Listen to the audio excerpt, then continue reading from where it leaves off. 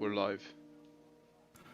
Thanks, Alex. Welcome everyone to Graph Protocol Office, Indexer Office Hours number 8.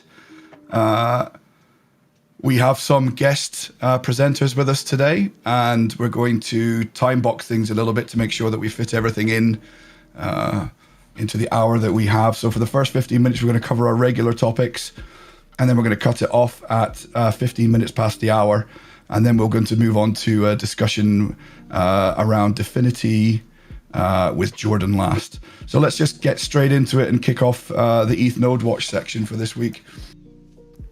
So again, as per last week, the reminder, the Berlin upgrade is around the 14th of April. And I believe Seb pointed out one TurboGeth release that has come out in the last week. I personally have upgraded to this one, and it broke my, I think it broke my TurboGeth database, and I had to resync from scratch, which was very fast, by the way, less than 2 days. Has anyone else had upgraded to this or had any negative experiences with it?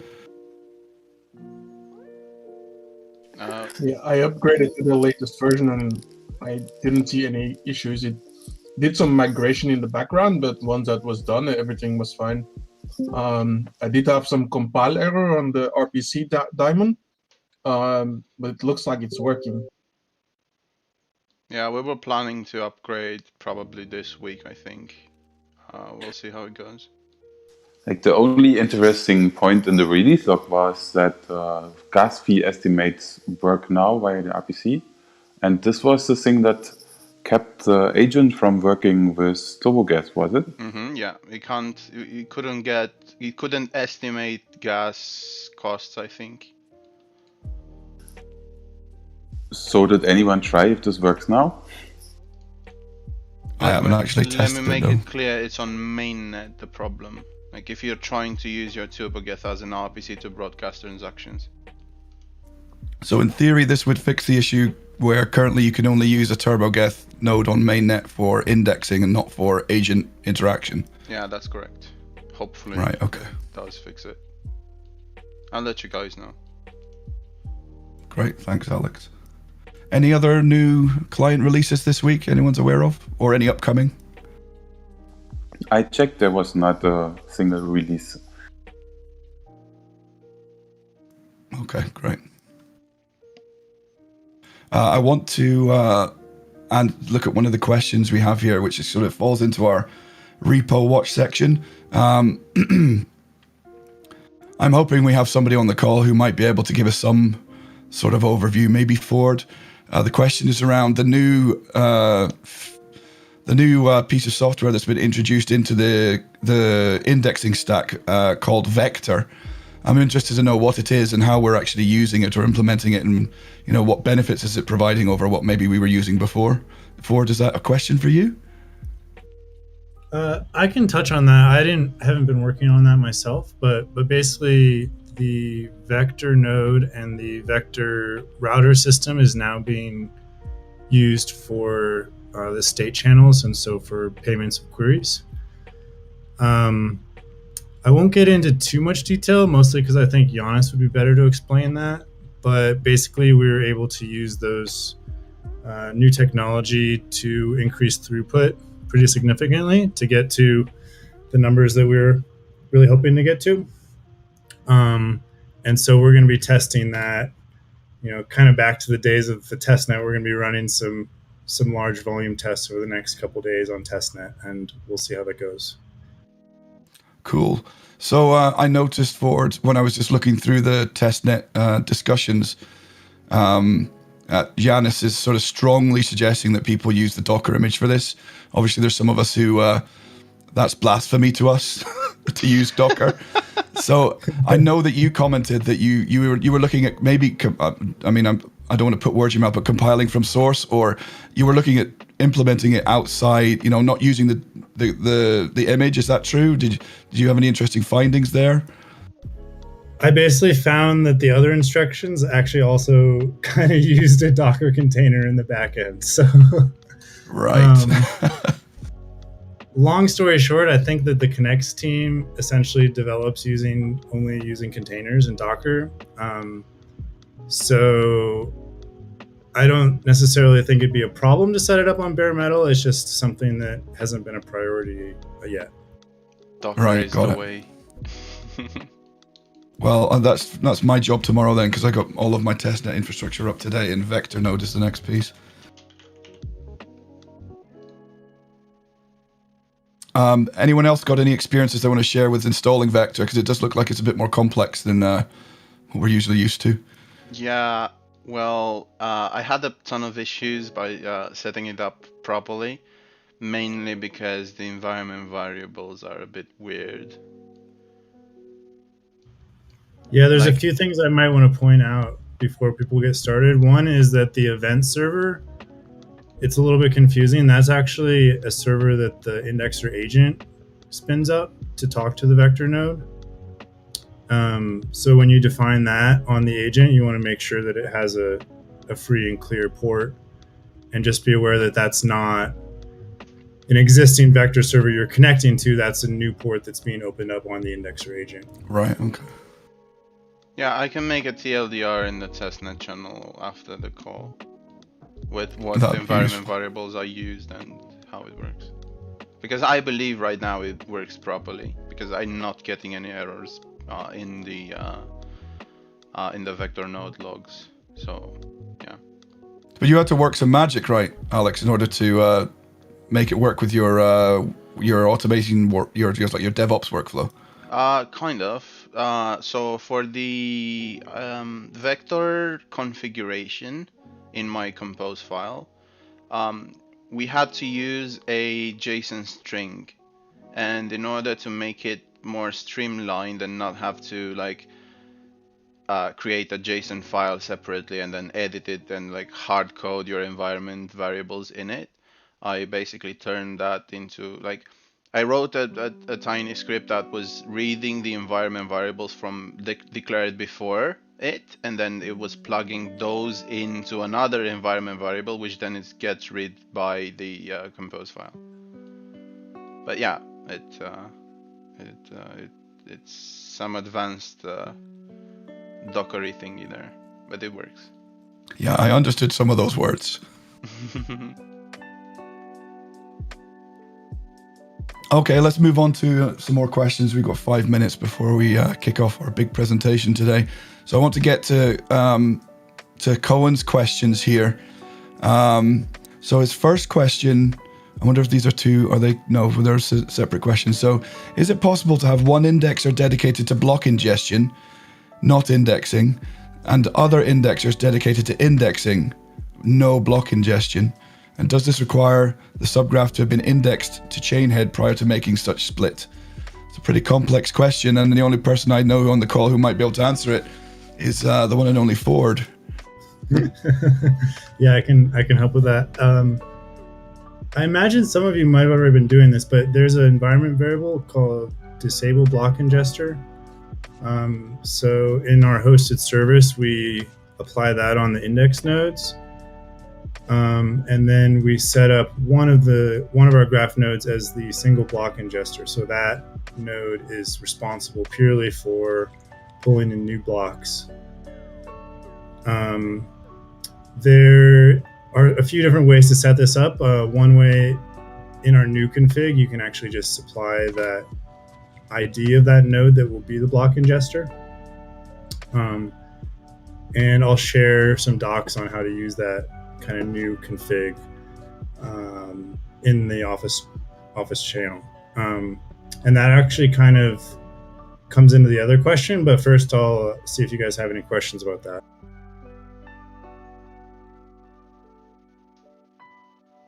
Cohen, anything from you to add to your question?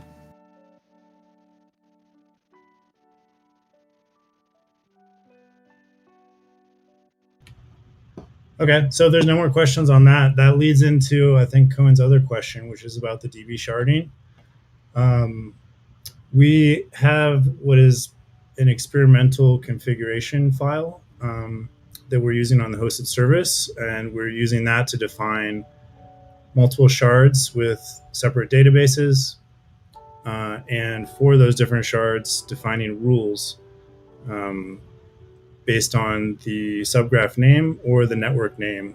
And then those rules will direct subgraph deployments to the different shards. This configuration is experimental, not because it's not production ready, but because we might change the API in the future. So we want to not be completely locked in there. So just be aware of that if you try using it. And I'm going to share some docs in the text channel right now that gives an overview of it. Right, so it looks like that answers both of the questions there about DB sharding.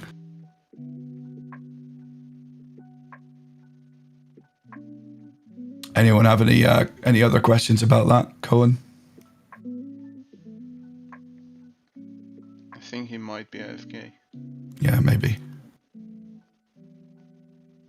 Okay, where are we at? We're 14 minutes past anyway, so we need to move on to Jordan's presentation. So I think we'll do that now. Just as a way of an introduction, Jordan Last is a full-stack software developer who loves Ethereum and Dfinity's internet computer. He's currently working on Pseudograph, a GraphQL database for the internet computer, and he'll be giving an introduction to the internet computer with an eye towards implementing an indexer upon it. Welcome, Jordan. Thanks for joining us today. We've blocked out 30 minutes today for this, this section, and it's going to be a sort of a two-way thing, guys. So if you have any questions you want to ask them when you're, straight away, please. And we'll use the whole session as a sort of as a two-way conversation about Dfinity. So, Jordan, welcome. Awesome, thank you. Let me share my screen real quick. Just a note for everyone, if you want to see the screen, just double-click on or highlight Justin in the chat, and you should have a watch stream button. Yeah. So yeah, this is gonna be pretty informal. So please, if you have questions, let me know. There's no way I can cover everything that you probably want me to cover unless you ask directly. So yeah, I've just got this document here. I'll probably just, be using these as my high-level points. So hopefully you can see it. If not, yep, we can see that. I'll just talk. Okay, cool. Okay, so first off, a disclaimer. I'm not a member of the Dfinity team. These are my own thoughts according to my own understanding. I have been following the project for, I guess, about 4 years. 2017 is when I first learned about it. And I studied computer science. I'm a full stack developer. So, I get, I'm one of those obsessive types. I like to read everything, listen to everything. I've listened to like every podcast there is about Dfinity, listened to the founder, everything he said. And the one thing I can tell you is that, here we go, second point. The vision of the internet computer is perfect. Not perfect, but like it's the vision of the founder and of the team that really drew me into the project. No other like blockchain project I feel actually has this vision, is actually striving to achieve what the internet computer is trying to achieve. And really what that is to create a decentralized, permissionless, censorship resistant, extremely secure, that's kind of common to all blockchains. We want this decentralization. We want censorship resistance. We want it to be a credibly neutral platform. But the key difference is that on the internet computer, it is going to be infinitely scalable, or at least unbounded in capacity. Meaning that the more hardware you throw at the network, the more capacity the network has, which is not a property that Bitcoin has. It's not a property that Ethereum has.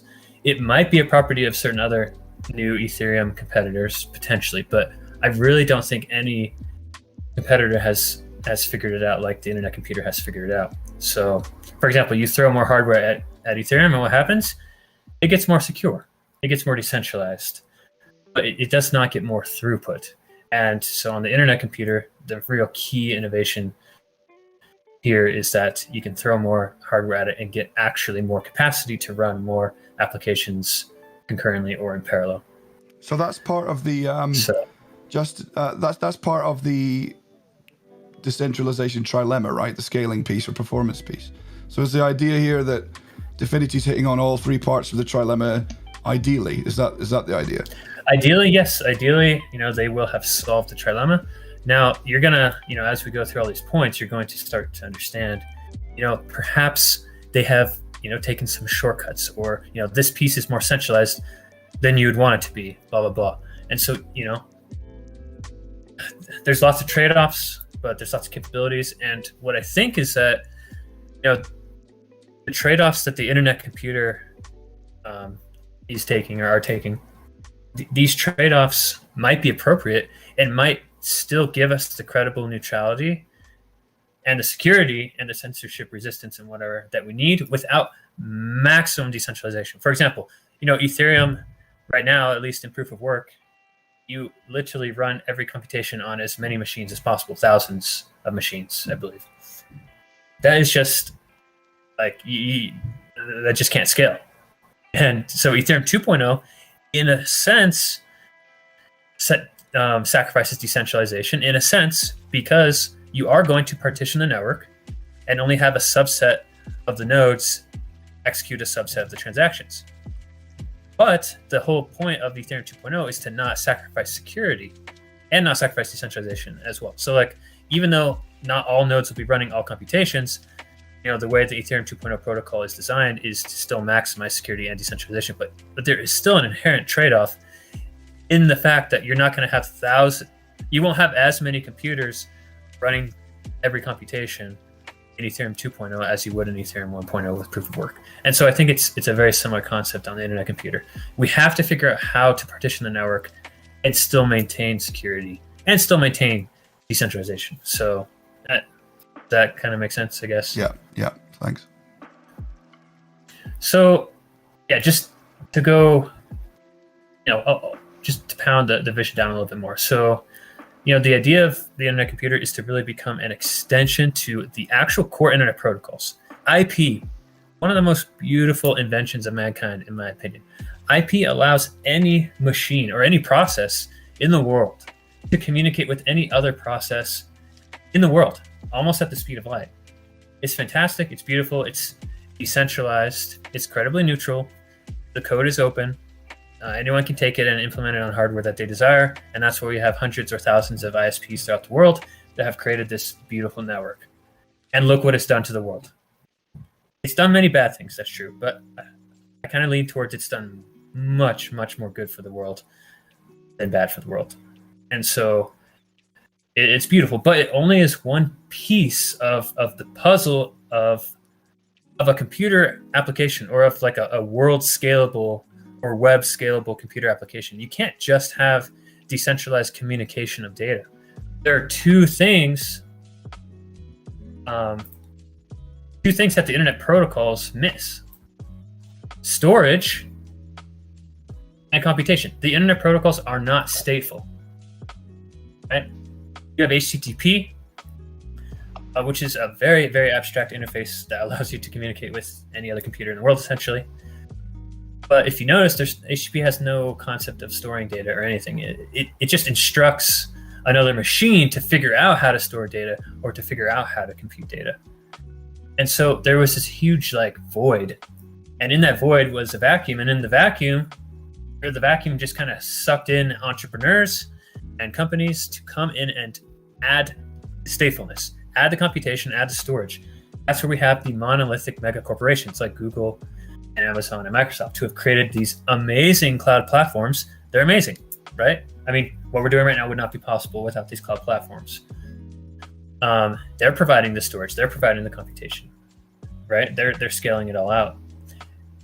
Beautiful, but it comes at a cost, right? We all understand the cost of centralization. It works great until it doesn't work. It works great until they want to censor you for your religion or for your political beliefs, or just because it's not profitable to them anymore, right? Who knows? The point is, there's a very small group of people who can make unilateral decisions. Whatever you think of Parler, a very small group of people was able to disrupt their business, not through a free market necessarily, but just through, they wanted to shut them down. And they might have had good reasons or not. But the point is that it was a small group of people, and I think we can potentially do better than that. Do you mind zooming into the dock a little bit, please? Yeah. Is that better? More? Yeah, that's great. Thanks. Okay. Yeah, lack of statefulness leads to huge cloud platforms, monolithic, monopolistic companies. Okay. We want to, so like I said, the internet computer is attempting to extend, IP, TCP/IP, whatever, to put a stateful piece on top, to add computation and to add storage, and really to create a seamless environment for extremely secure, decentralized computation, to rival AWS, to rival Azure. Also to rival, I would say, I don't know if the foundation would say this, but I would say this, to rival Ethereum. We can talk about this later. I do think the internet computer is going to be very complementary to Ethereum at first. But fast forward 5, 7, 10 years. If the internet computer is just as secure and just as decentralized as Ethereum, but it is orders of magnitude more scalable, I think you could conceive of a world where it makes more sense to deploy your applications to the internet computer first. I don't think that'll happen right away, and it may never happen. But the point is, I don't think it's impossible that it could happen. Ethereum is also trying to create an extremely secure, decentralized computational environment. But really, Ethereum is just inherently limited by the algorithms it has chosen, essentially. I think you can only push proof of stake so far, even with rollups and stuff. What I'm seeing is hundreds of thousands to millions of transactions per second is going to be the maximum, at least in the next few years, which is great. And we'll be able to do a lot more than is possible on Ethereum right now. But you're not going to be in AWS if you only have hundreds of thousands of transactions per second. If we're going to run every bank and every stock exchange and every foreign currency exchange and beyond financial applications, if we're going to run DNS, and if we're going to run root certificate authorities, and if we're going to run just basic CRUD web applications, if we're going to run graph indexers, if we're going to all these things, Ethereum, I just do not believe, with the way it's architected now and the plans for the architecture, I do not believe it will be able to handle the entire software of the entire world. And I don't even think that they're aiming for that right now. So the internet computer is aiming for that, like explicitly. Dominic Williams, the founder, says that often. Can you dig into some of the trade-offs that are being made to, even come close to achieving that vision? Yes. So I think those are about to come up. So first off, there's no direct comparison to proof of work or proof of stake. They have come up with either variations of these concepts or their own concepts. So the concept of a threshold relay, a random beacon. Actually, Ethereum 2.0, I really believe the random beacon was highly influenced by Dfinity's designs. If you go to the ETH research forum, search for Dfinity, it comes up like 40 times. And I really think that design was heavily influenced by the thinking of Dfinity. Chain key technology is another really cool one. They're using threshold signatures. All right, here we go. Getting into some of the trade-offs. So first off, let's discuss the topology of the network. It's created by many independent data centers with standardized hardware. So that's the first trade-off. We can analyze if it actually is a trade-off. But yeah, not everybody is, at least at first, is going to be able to run a node in their basement. So you might, that we could definitely debate whether or not the internet computer is going to be decentralized, secure enough, whatever, based on this. You have to have pretty beefy hardware. You actually have to ask permission from the network nervous system. The network nervous system is the on-chain governance system of the internet computer. To become a data center, you have to request a data center identifier from the network nervous system. And you'll not be allowed to induct nodes into the network unless the network nervous system allows you to. As I understand it right now, the network nervous system it's a pretty small group of people, and it might just be the foundation who's making all of these choices. It might be the foundation together with a few other independent parties making this right now, but it's not, the network nervous system isn't launched yet. It's not decentralized much yet, as far as I understand. So right now it's all like unilateral. You can't really be a data center unless you're in the know right now. But from what I understand, at Genesis, which should be coming up very soon, like potentially this month, April. At Genesis, there will be about 60 or more independent data centers that are part of the network. You can actually right now, if you go to definityexplorer.org, down here, I believe that's real data from the Alpha network, which is live right now. I believe it's from the Alpha network. This is like a community project, so I guess take it with a grain of salt, but I think it is accurate. You can see a few data centers that are already online right now, and that you can see where they are located in the world, and I believe you can see how many nodes that they have. So yes, it's permissioned right now, and it will always be permissioned by the network nervous system. But think about this. And the network nervous system is essentially just like a tokenized governance system. So people who own the ICP token, which is the native token of the internet computer, you will be able to vote on proposals to update the network. The network will be able to upgrade itself, I believe, based on those proposals. So I believe actual code can be written, voted on, and it will be kind of seamlessly, the network will seamlessly upgrade itself. So if there's enough distribution of ICP, think 5 or 10 years from now, Ethereum started off potentially much more centralized than Bitcoin. But now I've seen at least one analysis where, the distribution of Bitcoin and Ether is pretty much equivalent now. So Jordan, one quick question. Is the governance system one token, one vote? The on-chain governance system? I would imagine it is. I don't know for sure.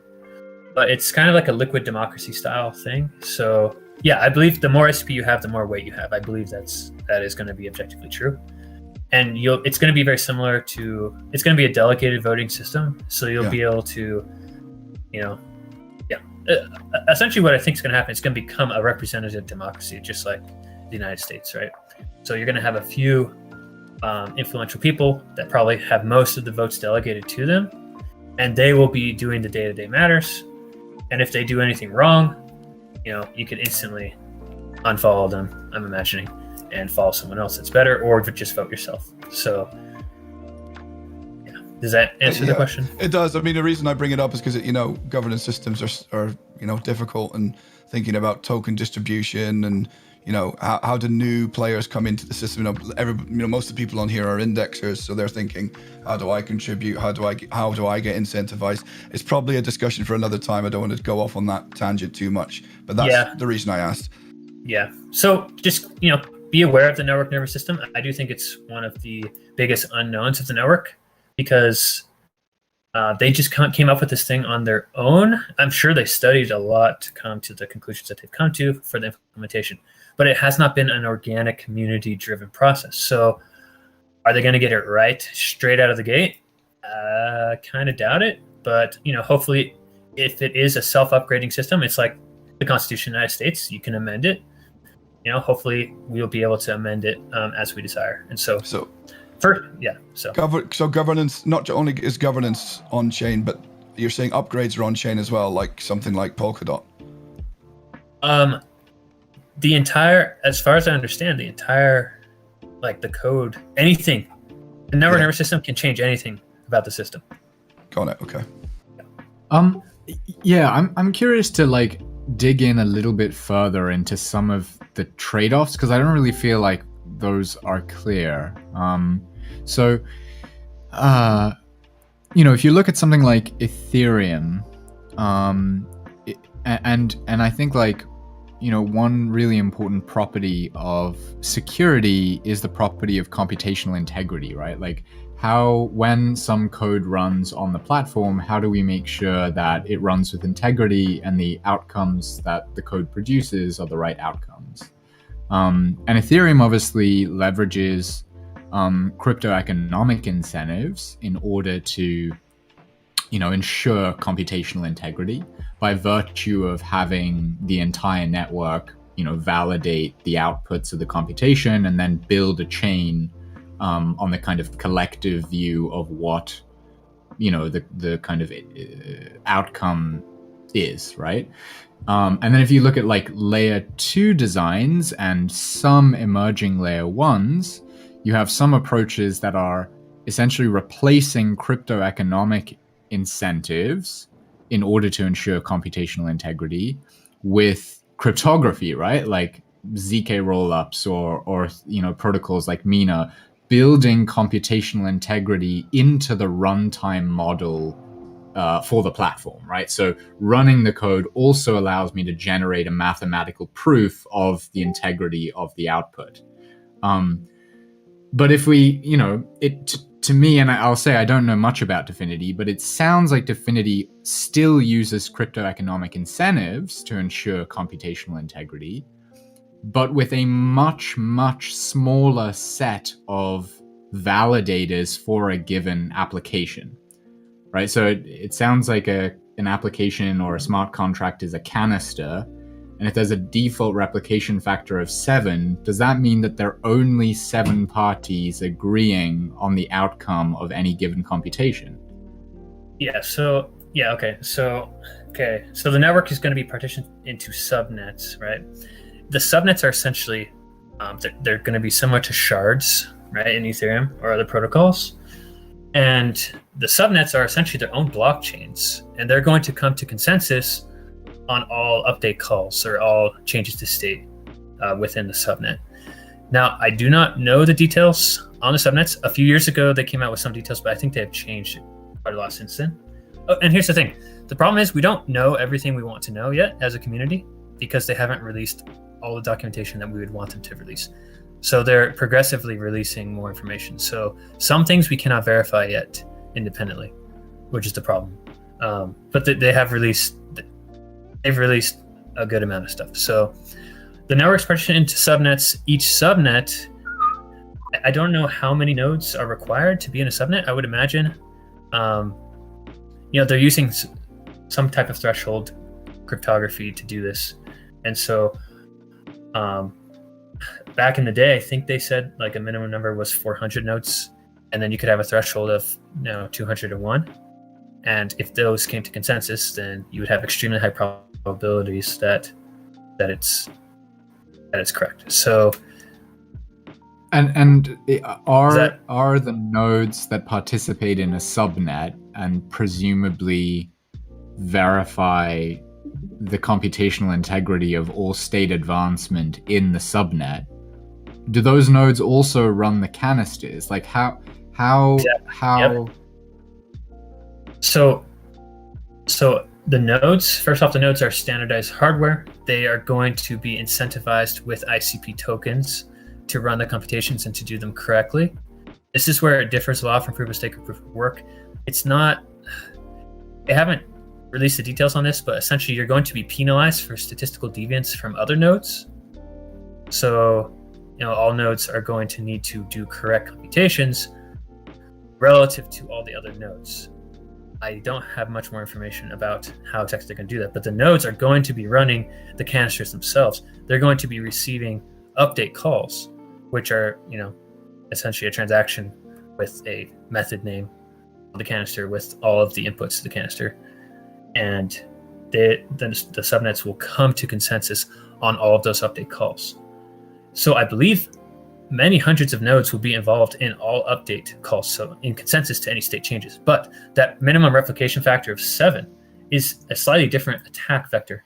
So attacking the consensus mechanism, you'd have to take over quite a lot of nodes to mess up consensus. But if you want to try to DDoS or DOS a particular canister, you would only need to DOS 7 nodes. But does that mean that the computational integrity of a given canister's state advancement is only maintained by 7 nodes? No, I don't believe so. The state advancement will be secured by the entire subnet, I believe. But the 7 nodes, the problem with the 7 nodes is that the physical storage, so all the current state of that canister is only going to be maintained on those 7 nodes. And so if 7 data centers collude and click delete, then your nodes will be gone. State advancement will go through consensus of the subnet, which I believe will have many more nodes involved. But Does that make sense? how do members of the subnet participate in consensus on state advancement without running the computation? I don't know. Can't answer that. Yeah, I realize I'm asking really hard questions. But yeah, these trade-offs are so important. So we can. These are questions I would love answered too. So I have other Google Docs with all my questions that haven't been answered yet. So I will. I can add that one. Jordan, do we want to maybe steer the conversation? We've got about, I don't know, 6 minutes I guess not much time left. Yeah, maybe just think about, where's the crossover between, Dfinity, the Internet Computer, and Graph itself. Okay, so yeah, here's really what I want to get out of this in these last few minutes. So I am thinking that it will be possible potentially to implement an indexer as a collection of canisters on the Internet Computer. So, I mean, obviously there's many questions to still answer, right? But I don't see a fundamental reason why it would not be possible. And I'm personally working on a GraphQL database on the Internet Computer. It's called pseudograph. GraphQL works on the Internet Computer right now, at least on my local node. And there is a test network that I have deployed to. I guess I haven't tested.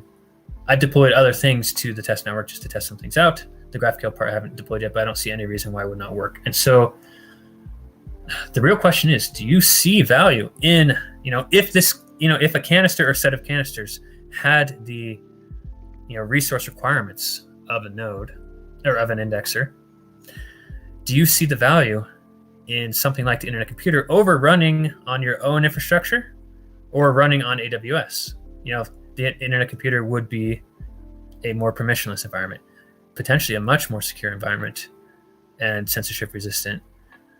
The platform risk would be shifted, and it should be much less than something on AWS. So I guess that's my question for you all. Sure. Let me kick it off. There's lots of different sort of angles that indexers look at when they're thinking about, where or how they'll deploy their infrastructure. It can go all the way from, shall I deploy my own 7 terabyte archive open Ethereum node with traces, which is a requirement for, a lot of the big subgraphs, or do I pay, or do I give in to the trilemma again and pay for Infura or Alchemy or one of these companies to host an ETH node for me? Do I host, do I co-locate my hardware, run my own bare metal or whatever I like on top of it, cubes or Docker? Do I go for a VPS type solution or a hosted solution? And what it often comes down to is cost, right? So, in a perfect world, if we just put decentralization to the side just for a minute, if it was cheaper to deploy an indexer operation to the Internet Computer and still have it be as performant as it is on whatever, the indexer's previous infrastructure is, indexers would be, chomping at the bit to go in that direction, because indexing is a very expensive operation to run. Even if you're running, co-located, if you're running your own bare metal, it's still a very expensive service to provide. So the first thing that comes to mind is, will it be cheaper? And I imagine that's a very difficult question to even tackle at this point. Yeah, and also one key benefit I want to point out is, besides all the decentralization and such, one key value proposition of the Internet Computer and something that we're really trying to do is to make this the simplest development experience possible, essentially. So on AWS or your own infrastructure, you're going to deal with so many different things, with your virtual private cloud, your security groups, your load balancers, your certificates, all this crazy stuff. And so and then, as you start to scale, it just, as scaling happens, your requirements change and your infrastructure can't always handle all levels of scale. Whereas the Internet Computer is trying to make an environment where You really just have to write the logic and deploy it. And then, they're going to take care of, you'll configure a few things like what's my replication factor. But 7 is just a default. You will be able to go up. And they're going to take care of the scaling. So, in the context of indexing, the Graph Protocol network has a number of mechanisms built in to, essentially ensure that the data that indexes provide for queries has integrity, basically, and effectively that the computational process encoded within the subgraphs has integrity, and therefore, the data materialized and the queries answered all, check out and have the correct results. So those mechanisms are already built into Graph Network or into the protocol. So, let's say that you fired up a graph indexer on the internet computer. It sounds like increasing the canister replication factor would be a way of, almost securing the computational integrity of the indexer, which in and of itself is kind of redundant, right? Because the network does that anyway, and really as an indexer, you'll be punished if you misbehave. So that happens anyway. So is there a benefit to increasing the replication factor, like scalability? Do more instances of the canister across the globe mean that more requests could be served, or that requests for the canister would be routed to the nearest geographical kind of data center? Or we're out of time, so I'll just end with my full vision for this. Essentially, I think the Graph Protocol might be able to be greatly reduced and simplified, and indexing becomes a simple kind of a point and click thing where you just define the schema of the subgraph and you just hit deploy. The replication factor is enough to ensure the security of the protocol. You don't need any extra protocol ways of doing it, because the internet computer will ensure it itself, and it will ensure scalability. And I don't know if you'll need as many indexers as exist currently, because you only need one canister per subgraph, essentially, because you're going to know that the code that you deployed is the exact code that is running. You could turn off the ability to deploy so that it becomes essentially autonomous. And everyone would know with whatever cryptographic guarantees that the internet computer gives you, that canister is locked and loaded. It cannot be changed. It cannot be manipulated within the bounds of the security properties of the internet computer. It's going to be infinitely scalable because it's replicated across so many subnets. It's going to be like a CDN in that, the closest nodes are going to be delivering traffic. So that's the vision for this. I think it could greatly simplify this entire setup that the graph has. This sounds very much like the very early stages of a discussion, Jordan. Discussion that probably needs to continue long beyond just a presentation. How can people reach out to you if they want to sort of offer up their I guess knowledge on the graph side of things to what you're working on? Yeah, so Twitter, last name JS, and I have a Calendly. So if you want to ever just jump on a video call, that's how you can do it, or you could DM me or whatever. So yeah, I love discussing all this stuff, and yeah, that 30 minutes went by really fast. So it did, didn't it? Too fast. Barely said anything. That was super interesting. Thank you. You're welcome. Thank you. Thank you. That was great, Jordan. Thanks very much for your time. We appreciate it. So, is Zorro on the call? I don't see Zorro in the chat anymore. He was a while ago, at the beginning, but I think he left. Right, he might have had a meeting or something. So Zorro was going to discuss the unstaked indexer awareness piece. So maybe we'll leave that till next week. And in the meantime, I imagine we probably have some questions in the chat. Let's have a look. think there might have been one actually that I missed from Yaz Kammer. I hope I'm pronouncing that correctly. On the 3rd of April. Can we discuss high availability configuration and how to scale graph setups on bare metal on an upcoming office hours? Anybody want to talk about their experience in general with high availability? About what they're doing in that space?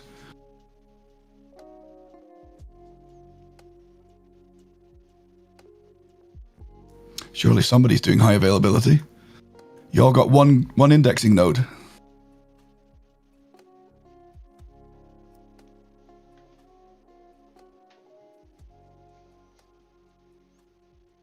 Okay, Yaz, we might have to come back to that. It doesn't seem like anyone's doing high availability at the moment.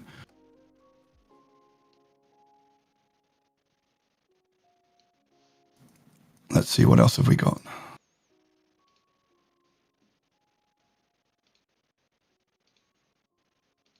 It'd be great if Edge and Node could share some high availability learnings.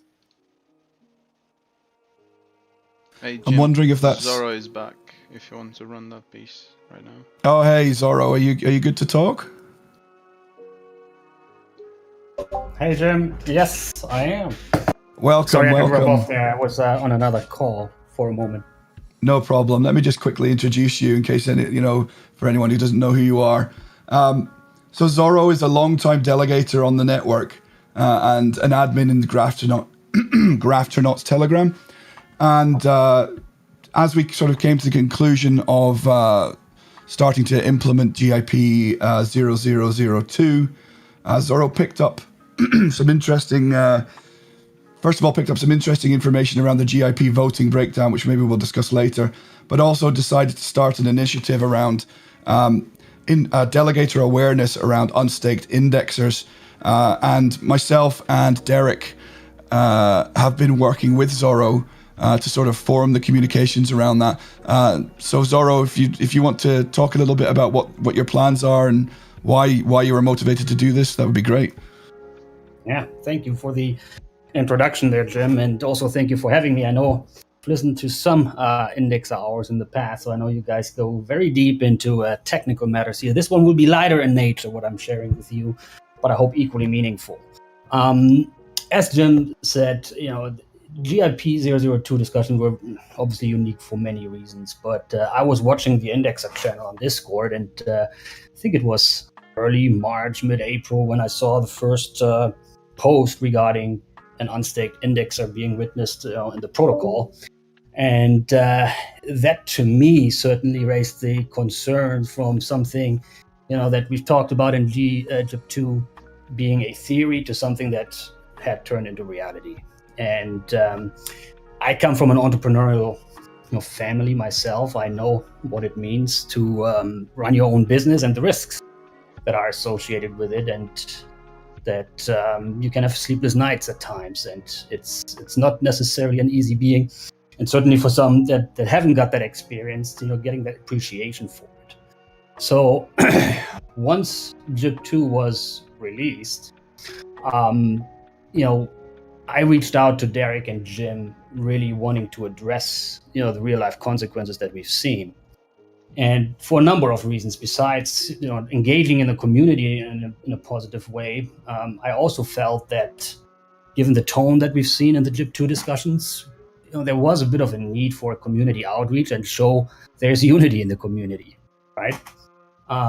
So that was one big thing that was top of mind for me. But I also wanted to make sure we show the support in the right way. So when we say, we support those unstaked indexers, and you can see a Reddit post that we've shared on that. We want to do it in a way where we provide visibility and support to those indexers, but not making outright indexer recommendations. We're not in the business of giving financial advice. We just want to lead the horse to the water, so to say. So we refer to the article and we say connect with them, reach out to them, and see if it's a good fit. Because we also we want to remain, fair to the indexer community at large. When I think about the GIP2 discussions in particular, that's just another thing I wanted to share my thoughts on with you. obviously we've seen some of the nasty grams that were shared along the way. And I was particularly perplexed by that, because as an admin in the Graftronauts chat, we have over 2,000 members there, a lot of delegators. I have not experienced that sort of adversary tone that we've seen in the forum. And I mean, not at all in a systematic way anyway. That led me to really look at the data in more detail and see how did the voting break down, and I shared some of that in the forum discussions. And first of all, we saw that 135 delegators have voted, which was actually higher than I anticipated out of the 300 some votes we've seen. But even more surprising to me in a positive way was that the majority have actually voted for JIP2. And only 24 votes were actually against the implementation. So that confirmed to me that we have simply a small group of folks that have become really noisy in the process. And also confirmed that overall, I think the delegator community supported JIP2.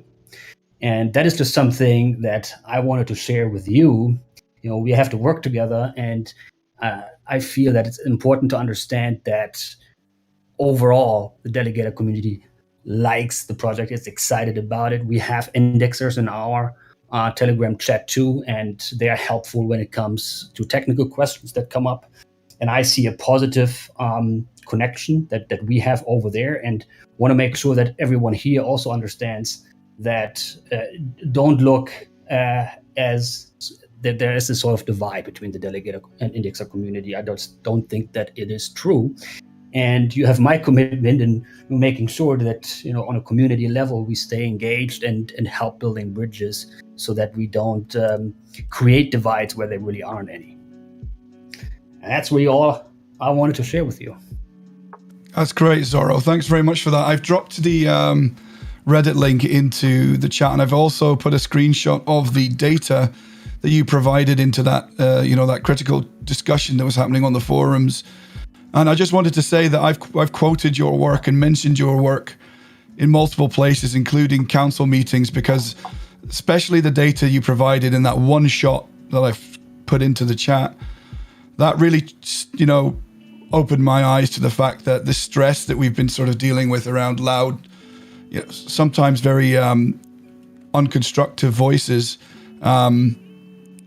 doesn't actually translate into votes, right? It doesn't translate into people actually getting off their butt and voting. So it certainly emboldens me to be able to express my own individual opinion, in the public forums a bit more, despite the noise. So I thank you for that. It's been really important. And I'd like to ask you a question around this as well. Yeah. Do you feel like this is something that could become a regular analysis that you do as part of snapshot voting, or would you look towards, looking at this as being features that could be added to snapshot itself? I mean, from a feature perspective, I think it's huge. It's very insightful, right? If you can break it down that way, for sure.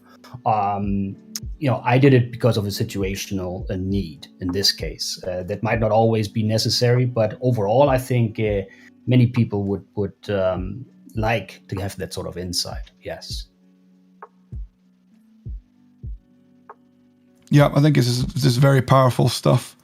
I guess with the last couple of minutes, I'd also like to ask you about Graftronauts. I'm not particularly active myself on Telegram because it's just too much noise, too many channels for me. Just interested to know a bit about the genesis of Graftronauts and what you guys are doing over there. So we're really committed to supporting the delegator community. What I have seen is a lot of people are very excited about the project, and there's a high varying degree of knowledge when it comes to what the graph is and what it does and how it works within the network. Everything around delegation, how to choose an indexer, what to watch out for, what do rewards cards mean, etc. And this is really the area that I personally love to engage with. I mean, I'm not a technical person myself, but I've dug deep into understanding, all the intricacies about the protocol as much as I can, because it's in the crypto space, it's important. You got so many newbies there that just love to get engaged. We got so much momentum around crypto. You just exceeded $2 trillion in total market cap, and I think easing the way in for others, to make them feel confident about the project and helping them out, along the way, making the right decisions within the Graph network and how to engage as well. That's really kind of the main purpose about it. We also just recently launched a website where we are essentially doing very similar things and sharing, sort of thoughts and also opinions on sort of the headlines that are out there right now. We have the June token unlock coming up, and there's a lot of noise out there, both inside and outside the network. And those are things that I also like to engage to give folks just a proper perspective. So it's all around being informative, engaging in the community, and also bringing indexers and delegators together. Excellent. So if people want to how can people reach out to you specifically, Zorro, and how can they reach out to the Graftronauts community? Yes, so the Graftronauts is on Telegram. You can find them there. You find me there too. I'm the admin there as Zorro Z, and I'm also on Discord here under Zorro 1100. Brilliant. Thanks very much for your time today. Thank you for having me. Right, folks, we're at the top of the hour. Thanks to everybody who joined. Thanks to everybody that contributed. And we will see you next week for another Office Hours.